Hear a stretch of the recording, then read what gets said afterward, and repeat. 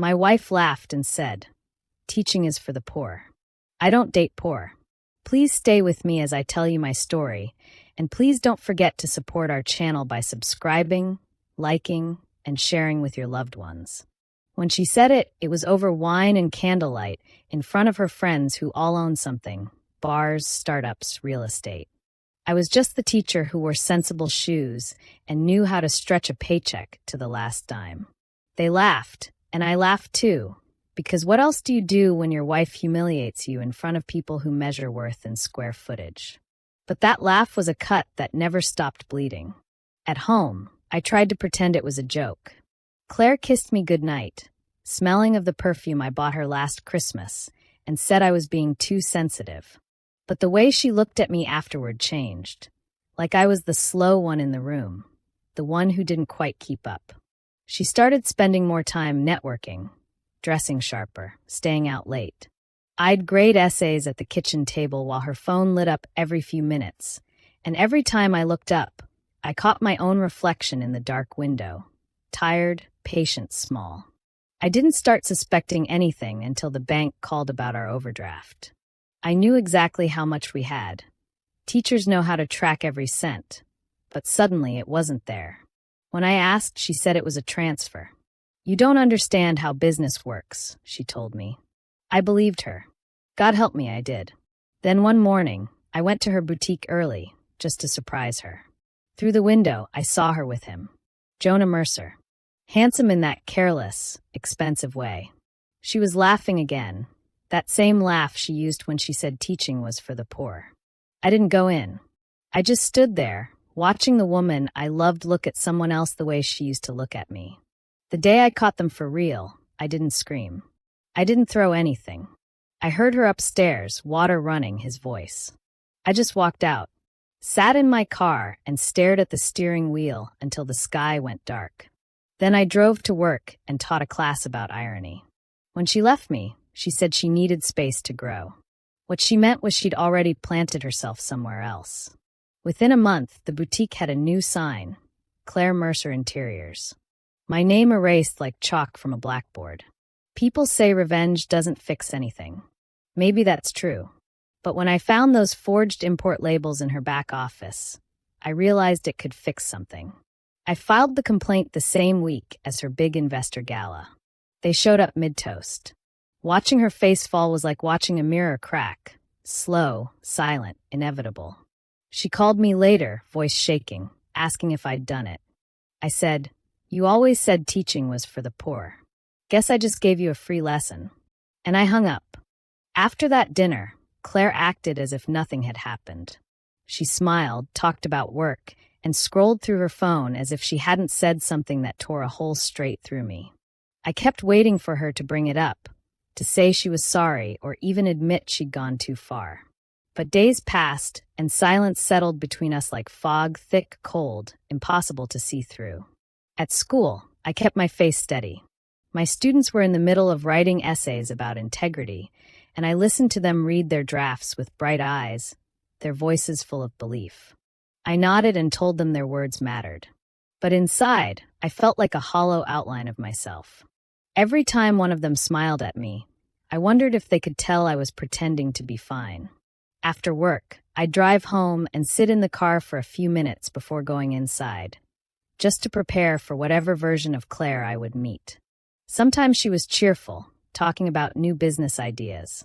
Other times, she was distracted, staring at her phone, her thumb flicking fast over the screen. The house smelled like new perfume, a sharp, expensive kind I hadn't noticed before. I started seeing small changes. New dresses in the closet, designer shoes I didn't recognize, a handbag that cost more than my monthly salary. When I asked if business was doing that well, she smiled and said, "You worry too much, Mara. It's called investing in yourself." At night, I couldn't sleep. I kept hearing her laugh from that dinner, the way she'd said, "Teaching is for the poor," like it was just a fact. I replayed it again and again until it stopped feeling like a joke and started sounding like the truth she'd always believed. I tried to tell myself she didn't mean it, but something in her eyes that night told me otherwise. A week later, I noticed the first overdraft alert. Our joint account was nearly empty. I went through the online statements and saw transactions I didn't recognize: hotel bookings, boutique supply charges, large cash withdrawals. When I asked about them, she didn't even look up from her phone. "It's just business," she said. "Money moves around. You wouldn't understand." I wanted to believe her. For years, I'd trusted that if she said something, it was true. But now, even her voice felt like it was keeping something from me. At school, I stayed late, grading papers long after the halls were empty. The quiet helped. No laughter, no perfume, no half-truths. Just me and the scratching of pens across the page. Some nights, I'd catch myself staring at the empty desks and wondering when my life had started to feel like one of my own lessons. A story about loyalty, about people who don't see what's right in front of them until it's too late. At home, the distance between us grew without a single argument. She talked less. I asked fewer questions. It was as if we both knew something was breaking, but neither wanted to be the one to say it out loud. Then one evening, I looked at her across the dinner table. She was typing on her phone again, smiling at the screen. For the first time, I didn't ask who it was. I just watched, quietly realizing that I was sitting beside someone who'd already left me. She just hadn't packed her things yet. The first sign that something was wrong came with a red envelope from the bank. I thought it was another statement, but inside was a notice that our mortgage payment hadn't gone through. I stared at it, confused, because our salaries were enough to cover the bills easily. I waited for Claire to come home and showed it to her. She barely glanced at it before saying, "It's just a transfer delay. Business funds move around all the time." Then she kissed my cheek, smiled, and went upstairs to take a call. But over the next week, more bills started bouncing. The electric company called, and our internet got disconnected for a day. Each time I asked about it, she gave a new excuse, something about a payment cycle or an account mix-up. I wanted to believe her, but her voice sounded rehearsed, like she'd practiced her answers before speaking. Then, one afternoon, a man came to our door carrying a delivery slip and a clipboard. He said he was from a supplier and needed Claire's signature for a shipment that hadn't been paid for. He looked embarrassed, like he didn't want to be there. I told him I didn't know anything about it. His eyes said he didn't believe me. That evening, after Claire went out to meet a client, I stood in her home office. It always smelled like candle wax and cedar, her signature scent. I'd never gone through her things before. It felt wrong, but something in me had shifted. I opened the bottom drawer she always kept locked. The key was taped under the desk, exactly where I hoped it would be. Inside, there were neat folders and a small pile of receipts. I flipped through them slowly. Hotel bookings. Dinners at expensive restaurants I'd never heard of. Jewelry purchases labeled business gifts. And one name that appeared over and over, Jonah Mercer. The handwriting was hers. The initials at the bottom were hers. For a long moment, I just stood there, staring at the papers, trying to breathe evenly. It wasn't anger yet, just disbelief that the person I shared my life with could lie so smoothly, so easily. When she came home that night, she was humming, her cheeks pink from the cold. I watched her move around the kitchen, pour herself a glass of wine, check her phone. She looked happy, relaxed in a way I hadn't seen in months. I wanted to ask her who Jonah was, where she'd been, why she needed hotel rooms when we lived 15 minutes from downtown. But I said nothing. I needed to see it with my own eyes. The next morning, before sunrise, I drove to her boutique. The town was quiet, streets still damp from last night's rain. Through the glass front, I saw her. She was standing beside a tall man with dark hair, Jonah. They were laughing together, close enough that she had to tilt her head back to look at him. I didn't knock. I didn't go inside. I just stood on the sidewalk until my fingers went numb. Then I turned, walked back to my car, and sat there for a while. My heart wasn't racing. It was slow, heavy. Something inside me had cracked, but I stayed calm. I didn't want to fight. I wanted the truth. And now I knew where to find it. It was a Thursday, cold but bright. Classes were canceled early because of a staff meeting that got postponed. So I decided to surprise Claire with lunch. I picked up her favorite salad and a small lemon tart from the bakery near the school. The drive home felt oddly light, like maybe things between us could still find their way back to normal. I told myself she'd smile when she saw me. When I unlocked the front door, the house was quiet at first, too quiet. Then I caught the scent of her perfume hanging heavy in the air, sweet, strong, almost suffocating. A sound drifted from upstairs. Water running. Then a man's voice. Jonas. I stopped in the hallway, still holding the paper bag with lunch. My hands went cold, but I didn't move. Then came her laugh, soft, careless, the same one she used when she wanted to sound irresistible. For a second, my body just locked up. My mind didn't even want to form the thought of what was happening upstairs. I stood there long enough to hear the faint sound of water splash, and that was enough. I turned around, walked out, and shut the door quietly behind me. The bag in my hand crumpled. The salad spilled in the car seat as I sat down. I didn't start the engine right away. I just stared through the windshield at nothing, listening to the faint echo of that laugh replaying again and again. I ended up driving without thinking, just turning corners until I pulled into the school parking lot. The building was empty, the afternoon sun low and orange. I parked by the far fence, rested my head against the steering wheel, and let everything pour out. No sound, just shaking. My throat burned from holding it all in too long. After a while, I looked at the clock. I had 20 minutes before my next class. I wiped my face, fixed my hair in the mirror, and told myself to move. The moment the classroom door opened, I smiled at my students. I explained grammar rules and corrected essays as if my entire world hadn't just fallen apart an hour ago. That night, I came home to find the house dark. Her things were gone from the bathroom counter. Half the closet was empty. My phone buzzed, a message from Claire. We need to talk. When she showed up, she didn't look guilty or afraid. She looked calm, like she'd already made up her mind. She talked about how she needed to find herself, how I didn't push her enough, how she wanted more out of life. The words were smooth, practiced, almost kind. I didn't argue. I just listened until the sound of her voice became distant. She said she'd stay somewhere else for a while, that it was temporary. But when she left, she didn't take a suitcase. She took everything that mattered. From the window, I watched her get into Jonah's car. They didn't rush. She laughed as he opened the door for her, that same easy laugh I used to love. The car drove off, turning the corner slowly, and for the first time in weeks, the house fell completely still. I stood there for a long time, staring at the space she'd left behind. The silence was heavier than any argument could have been. The week after Claire left felt unreal. I went to work, taught my classes, and answered questions like nothing had happened. But people's eyes lingered on me longer than usual. By Monday, the whispers started. A friend from the English department mentioned seeing Claire downtown, holding hands with Jonah outside a cafe. They weren't hiding anymore.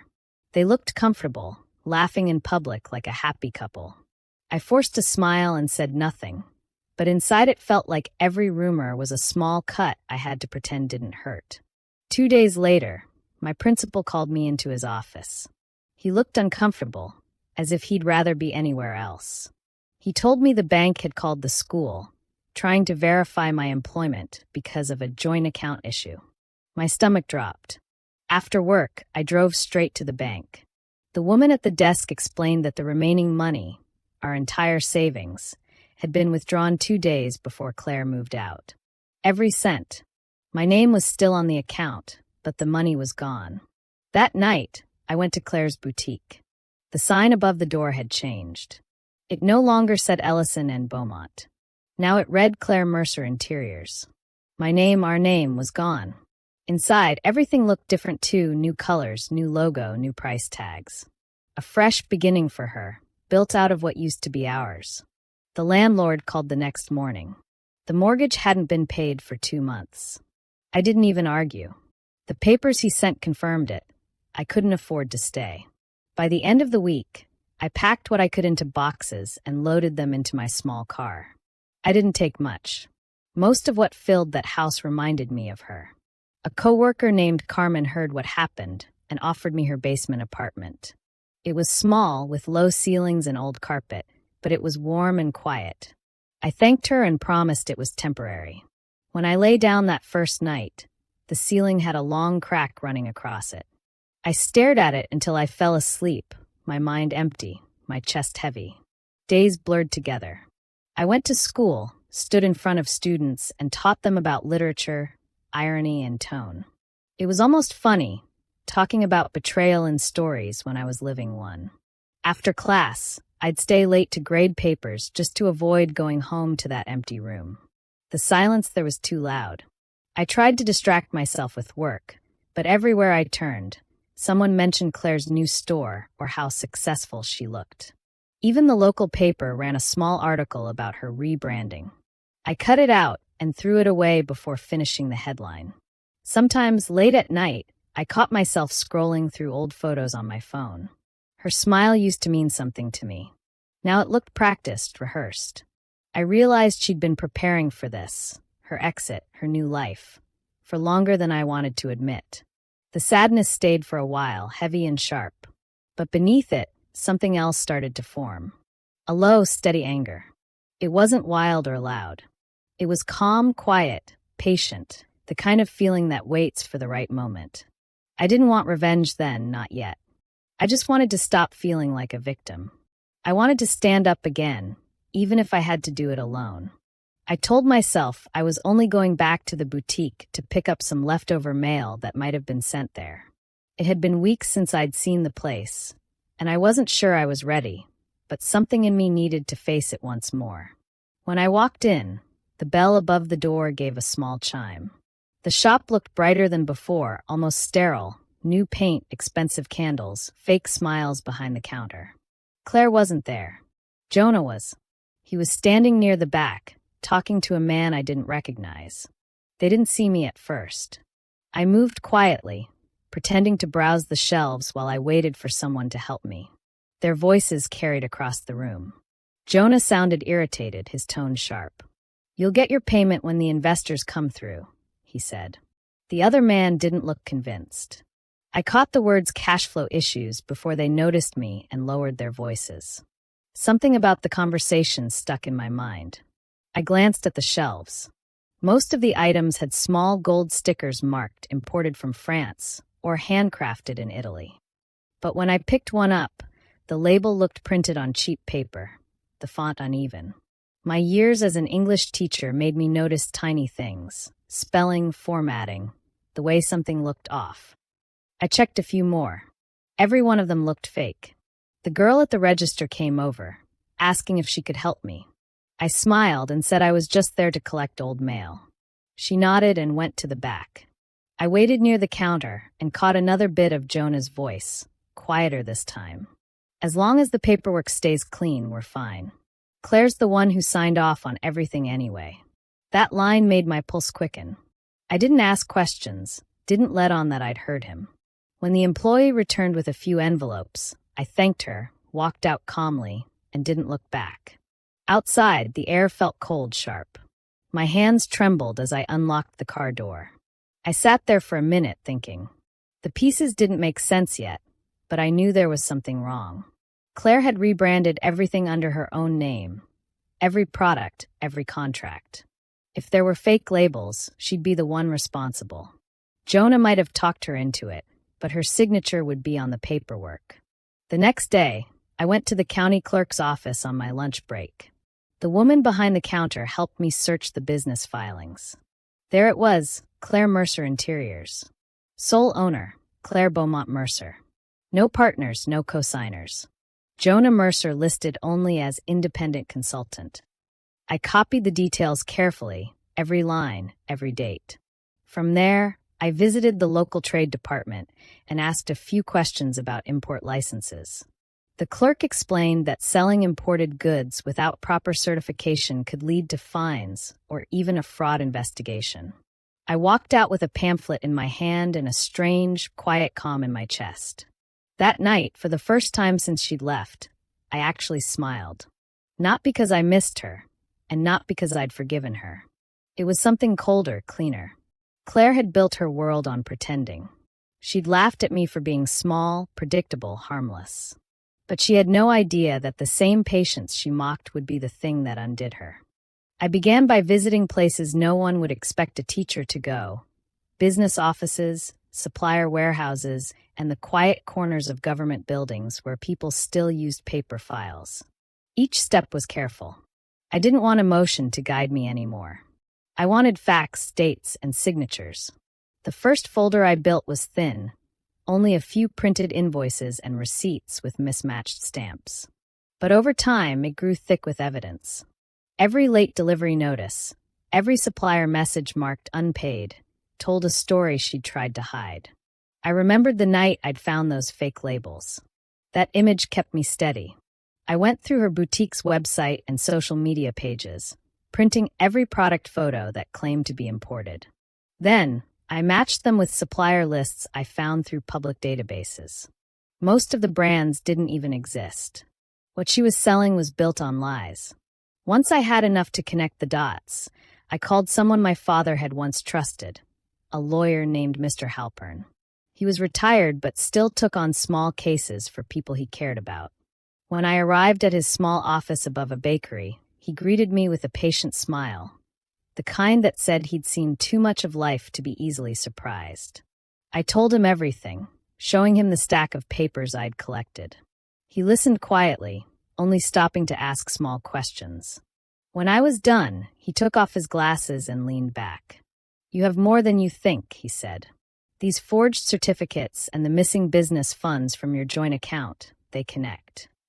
He explained that since my name had once been part of the business, I was entitled to an audit and a share of its assets. More importantly, the fake imports could trigger a formal investigation. We spent hours organizing each document into labeled folders. He promised to file a petition to reclaim what was mine, but he warned me it would take time. "Timing is everything," he said. "File it when the damage will matter most." That night, I went home and looked up the date of Claire's upcoming expansion gala. It was being advertised everywhere: local newspapers, online invites, even banners outside her boutique. She planned to bring in new investors and turn her single store into a chain. It was the perfect moment. Over the next week, I finalized everything with Mr. Halpern. We prepared 2 separate actions: his legal claim on my behalf and an anonymous complaint I would submit to the Department of Commerce about the fake import certificates. I made sure they would both reach the right desks at the same time. Each evening, after teaching, I reviewed every line of paperwork until my eyes blurred. I wasn't angry anymore, not like before. I felt focused, calm, almost detached. Every form I signed, every page I copied, felt like placing one brick in a quiet wall between who I was and who I used to be. The night before the gala, I stood outside the boutique one last time. Lights glowed inside, people were setting up tables, and the smell of flowers drifted out the open door. I didn't go in. I turned away, walked to my car, and sent the final email to the Commerce Department. Then I shut my phone off. It wasn't revenge. It was simply giving truth the space to do its work. The night of my gala had started perfectly, glittering lights, flowing champagne, and laughter filling the air. But it ended in complete chaos. Inspectors arrived out of nowhere, papers in hand, asking questions that made my guests whisper nervously. Jonah, seeing everything unravel, slipped out quietly, leaving me to face the growing tension alone. I tried to keep my smile, to act like nothing was wrong, but it didn't last. By morning, my boutique's bank account was frozen, suppliers were calling nonstop, and I felt panic creeping in like never before. Jonah had vanished without a trace, moving money to offshore accounts. No explanations, no calls, just silence that cut deeper than any words could. I had trusted him with everything, my money, my business, even my judgment, and he betrayed that completely. Every call I missed from a supplier felt like a punch to my stomach. Every bank alert a reminder that my world was crumbling around me. In desperation, I called Mara. My voice trembled with anger and fear as I shouted, "Did you do this?" She didn't deny it. Instead, she spoke calmly, almost with satisfaction, reminding me of something I had ignored long ago. You always said teaching was for the poor. Looks like you should have paid more attention to ethics. Her words hit me harder than any financial loss. I realized that my downfall wasn't only Jonah's doing. It had been enabled by my own choices, my own blind spots. I had ignored red flags, compromised my values, and now I was paying the price. My boutique, once a symbol of my success and taste, was suddenly under scrutiny. Clients who had once admired me were now questioning me, rumors spreading online faster than I could respond. The world I had built felt fragile, exposed. Mara, meanwhile, stayed untouchable, watching it all unfold. I could sense the quiet satisfaction in her voice, the lesson delivered perfectly. I had learned, perhaps too late, that this wasn't just about money.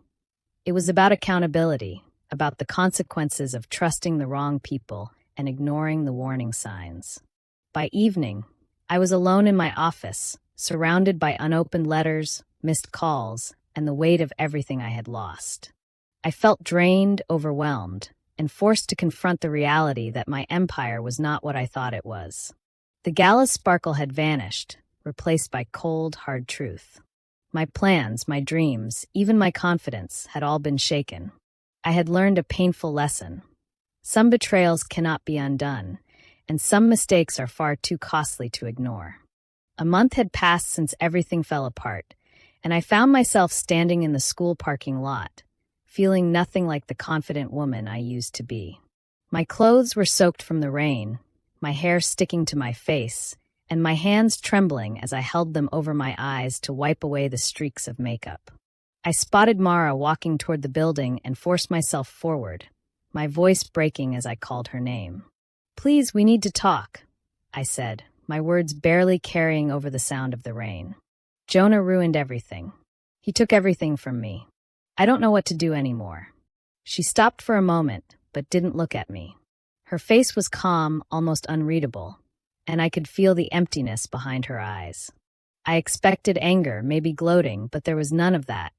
Just a quiet steadiness that made me feel smaller than I already did. I reached out, my voice shaking, trying to make her understand my desperation, but she stayed still, listening without a single reaction. After a long pause, she finally spoke. Her words were soft, almost too gentle for the storm raging inside me. "You taught me something," she said. "You were right about teaching. It is for the poor. But you forgot something important. Poor doesn't mean powerless."